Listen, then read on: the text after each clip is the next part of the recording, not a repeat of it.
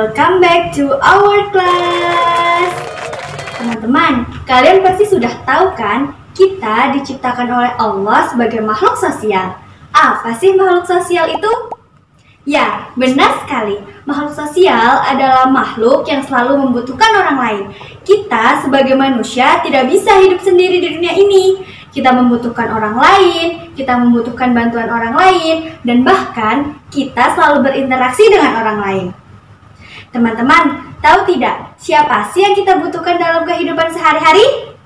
Ya, benar sekali. Kita membutuhkan keluarga yang selalu melindungi, membutuhkan sahabat sebagai teman curhat, dan satu lagi, kita membutuhkan tetangga. Hah, tetangga? Siapa sih kah tetangga itu dan bagaimana cara kita bertetangga yang baik? Mau tahu? Penasaran kan? Tetap stay bersama kakak dalam pembelajaran kali ini ya. Kita akan mengupas secara tuntas tentang adab bertetangga. Quick, check it out!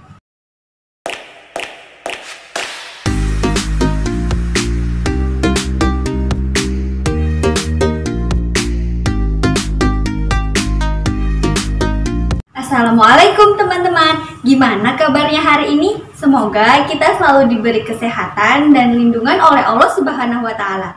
Amin. Oh iya teman-teman, sebagaimana kata pepatah, tak kenal maka tak sayang maka tak cinta. Jadi izinkanlah kakak memperkenalkan diri dulu ya. Perkenalkan, nama kakak Umi Maria Silmi. Kalian bisa memanggil dengan sebutan Kak Silmi. Sebelum kita memulai pembelajaran kali ini, alangkah baiknya kita berdoa terlebih dahulu ya. Bismillahirrahmanirrahim. Raditu billahi robba wa bil islami dina wa bi muhammadin nabiyya wa rasulah. Rabbi zidni ilma warzuqni fahma. Amin. Nah, seperti yang sudah kakak katakan di awal, bahwa pada pembelajaran kali ini, kita akan mengupas secara tuntas tentang adab bertetangga. Dalam pembelajaran kali ini, kakak harap kalian dapat memahami arti bertetangga, mengetahui adab bertetangga yang baik dan benar, dan kemudian kalian menerapkannya pada kehidupan sehari-hari. Di sini ada yang sudah tahu apa itu adab bertetangga? Jika masih ada yang belum tahu, mari kita belajar bersama-sama ya.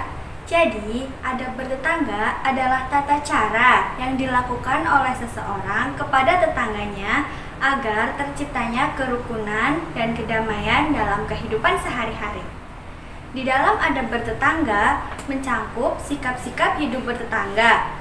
Kalian penasaran kan? Kalau penasaran, tonton sampai akhir ya. Jika teman-teman mendapat pertanyaan, siapa sih tetangga itu? Kalian bisa menjawabnya seperti ini. Tetangga adalah orang yang rumahnya berdekatan dengan rumah kita, baik samping kanan, samping kiri, depan, ataupun belakang. Jangan lupa ya teman-teman.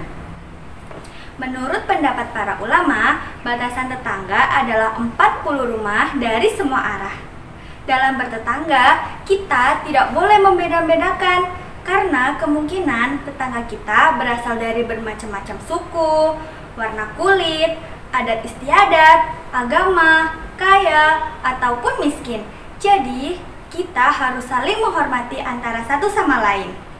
Lalu, apakah beda antara tetangga dengan masyarakat? Tentu saja berbeda. Masyarakat adalah kumpulan dari tetangga. Jadi, masyarakat mempunyai makna yang lebih luas secara wilayah dari tetangga. Dalam bertetangga, kita harus saling menghormati, berbuat baik, dan saling bertoleransi. Hal tersebut berdasarkan pada firman Allah dalam Quran Surat An-Nisa ayat 36 yang berbunyi,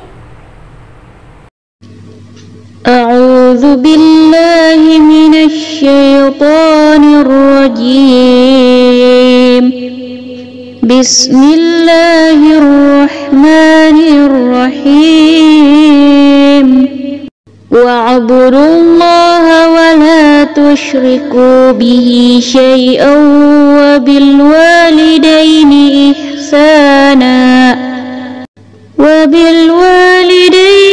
إحسانا وبذي القربى واليتامى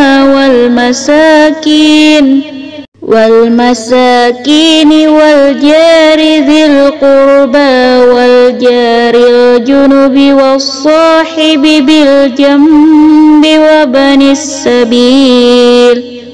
وابن السبيل وما ملكت أيمانكم إن الله لا يحب من كان مختالا فخورا صدق الله العظيم.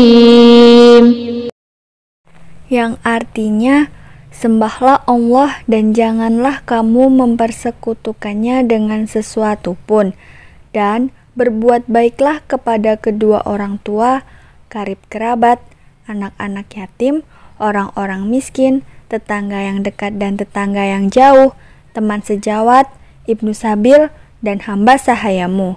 Sesungguhnya Allah tidak menyukai orang-orang yang sombong dan membangga-banggakan diri. Quran Surat An-Nisa ayat 36.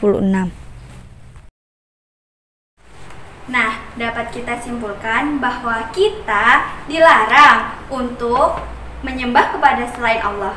Selain itu, kita juga diperintahkan untuk berbuat baik kepada kedua orang tua, keluarga dekat seperti kakak, adik, sepupu, saudara, dan lain sebagainya. Selain itu, kita juga diperintahkan untuk berbuat baik kepada anak-anak yatim, orang miskin, tetangga, teman sejawat, ibnu sabil, dan yang terakhir, hamba sahaya. Nah, di sini teman-teman ada yang belum tahu siapa sih ibnu sabil itu? Ibnu sabil adalah orang-orang yang sedang dalam perjalanan. Coba kita ulang sekali lagi, kepada siapa sih kita harus berbuat baik? Yang pertama, kedua orang tua. Yang kedua, keluarga dekat. Yang ketiga, anak yatim. Yang keempat, orang-orang miskin. Yang kelima, tetangga. Yang keenam, teman sejawat. Yang ketujuh, ibnu sabil. Dan yang terakhir, hamba sahaya. Cerdas sekali.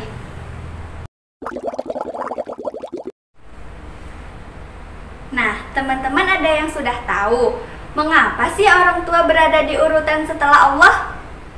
Ya, karena kita diperintahkan untuk selalu dan harus menghormati kepada kedua orang tua kita. Kita juga dilarang untuk durhaka kepada keduanya. Mengapa demikian?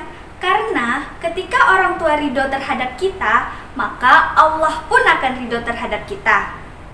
Selanjutnya, kita juga dilarang oleh Allah untuk menyombongkan diri atau membangga-banggakan diri sendiri. Karena hal tersebut sangat tidak disukai oleh Allah. Di sini ada yang belum paham bagaimana sih menyombongkan diri itu? Jika masih ada, kakak contohkan seperti ini. Apabila kalian mendapat nilai ulangan bagus, kalian tidak boleh mengejek orang lain dengan cara merendahkannya. Karena hal tersebut dapat menyakiti perasaannya. Misalnya seperti ini. Kasihan, nilaimu jelek, nilaiku sih bagus. Nah, hal tersebut tidak boleh dilakukan ya teman-teman.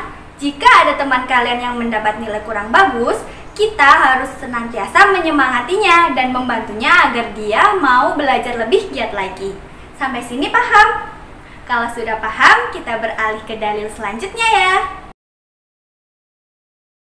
Disebutkan dalam hadis riwayat Bukhari dan Muslim. An Abi Hurairah radhiyallahu anhu anna Rasulullah sallallahu alaihi wasallam qala man kana yu'min billahi wal yaumil akhir falyaqul khairan aw liyasmut wa man kana yu'min billahi wal yaumil akhir falyukrim jarah wa man kana yu'min billahi wal yaumil akhir falyukrim dhaifah. Yang artinya, barang siapa yang beriman kepada Allah dan hari akhir, hendaklah dia berkata baik atau diam. Dan barang siapa yang beriman kepada Allah dan hari akhir, hendaklah dia menghormati tetangganya. Dan barang siapa yang beriman kepada Allah dan hari akhir, hendaklah dia memuliakan tamunya. Dari hadis tersebut dapat kita ambil kesimpulan bahwa kita diperintahkan untuk berkata baik. Jika kita tidak bisa berkata baik, alangkah lebih baiknya kita diam. Selain itu, kita juga diperintahkan untuk menghormati tetangga dan yang terakhir, memuliakan tamu. Lalu, bagaimana sih sikap kita terhadap tetangga? Dulu, Siti Aisyah pernah bertanya kepada Rasulullah, "Wahai Rasulullah, saya memiliki 2 tetangga. Lalu, siapa yang harus saya beri hadiah?" Kemudian Rasulullah menjawab, "Berilah kepada tetangga yang pintunya lebih dekat darimu." Nah, dapat diambil kesimpulan bahwa sikap hidup bertetangga yang pertama yaitu memuliakan tetangga. Bisa dengan cara memberi hadiah ataupun yang lainnya. Sikap hidup bertetangga yang kedua yaitu berwajah berseri-seri. Jadi, ketika kalian bertemu dengan tetangga kalian, kalian tidak boleh menampakkan muka yang murung. Kalian harus senantiasa tersenyum agar tetangga yang melihat kalian menjadi bahagia. Sikap yang ketiga yaitu menolong saat dalam kesulitan. Kita sebagai manusia harus saling tolong-menolong. Apabila ada tetangga yang sedang dalam kesusahan, kita harus menolongnya dengan semampu kita. Lalu, dalam hal apa saja sih kita menolong tetangga? Tentunya dalam hal kebaikan ya, mulai dari materi seperti sandang, pangan, papan, ataupun dalam bentuk aktivitas nyata seperti membantu tetangga membenahi rumahnya yang terkena musibah atau bisa juga yang lainnya. Sikap yang keempat yaitu memberi penghormatan yang istimewa. Ada yang tahu bagaimana caranya? Caranya adalah kita sebagai seorang muslim yang baik hendaklah memperhatikan tata krama terhadap tetangganya. Misal nih, kita tidak boleh menanyakan hal-hal pribadi seperti berapa sih gaji ayahmu tiap bulan, atau berapa sih uang sakumu tiap bulan, atau berapa sih tabunganmu sekarang. Nah, hal tersebut tidak perlu ditanyakan ya teman-teman, karena dikhawatirkan dapat menyinggung perasaan tetangga kalian. Sikap yang kelima yaitu menerima permohonan maaf. Dalam bertetangga, seringkali kita melakukan kesalahan ataupun menyinggung perasaan. Nah, apabila ada tetangga yang meminta maaf kepada kita, kita senantiasa harus memaafkan ya teman-teman. Sikap yang keenam yaitu menasehatinya dengan lemah lembut. Nah, contohnya adalah apabila ada tetangga kalian yang sedang melakukan maksiat, hendaklah kalian menasehatinya dengan lemah lembut ya, jangan dengan marah-marah ataupun dengan menghinanya. Setelah itu, kalian memotivasinya untuk berbuat baik dan mengajaknya kembali ke jalan Allah. Sikap yang ketujuh yaitu saling berkunjung. Allah sangat mencintai orang-orang yang mencintai saudaranya. Jadi, kalian jangan lupa untuk mengunjungi saudara-saudara kalian ya. Nah, sebagai tuan rumah, kita harus memuliakan tamu. Dan sebagai tamu harus mempunyai tata krama. Nah, tadi itu adalah 7 sikap hidup bertetangga yang baik dan benar. Tidak terasa ya, ternyata kita sudah berada di penghujung video. Sebelum kalian menutup buku pelajaran akidah akhlak, kakak ingin tanya nih, apa saja sih yang kalian dapatkan dalam pembelajaran kali ini? Yang pertama, kita jadi tahu siapa saja tetangga kita. Yang kedua, kita jadi tahu dalil tentang hidup bertetangga. Dan yang ketiga, kita jadi tahu sikap hidup bertetangga. Jadi, kesimpulan pada pembelajaran kita kali ini adalah kita harus menghormati dan berbuat baik kepada tetangga kita agar kita mendapatkan keharmonisan dan ketentraman dalam menjalani kehidupan.